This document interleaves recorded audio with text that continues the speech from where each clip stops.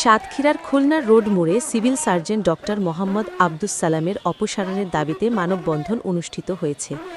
রবিবার ৬ অক্টোবর সকালে বিভিন্ন শ্রেণী পেশার মানুষ এ মানববন্ধনে অংশ নেন।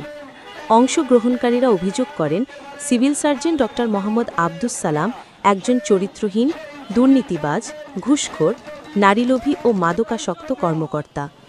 তার বিরুদ্ধে নানা অনিয়ম ও দুর্নীতির অভিযোগ থাকলেও সংশ্লিষ্ট কর্তৃপক্ষ এখনও কোনো ব্যবস্থা নেয়নি। মানববন্ধন শেষে বিক্ষুব্ধ জনতা সিভিল সার্জনের অফিসের সামনে অবস্থান নিয়ে ঘেরাও কর্মসূচি পালন করেন।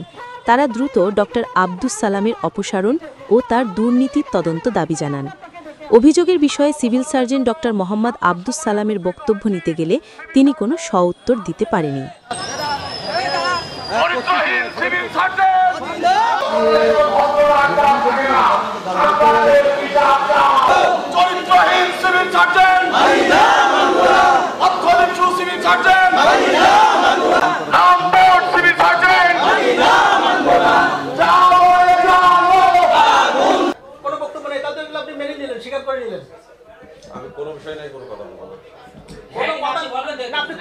চুপ থাকা তো সম্মতির লক্ষণ, এটাই তো আমরা ধরে নিতে পারি যে আপনি চুপ থাকছেন, আপনার অপরাধ আপনি স্বীকার করে নিলেন।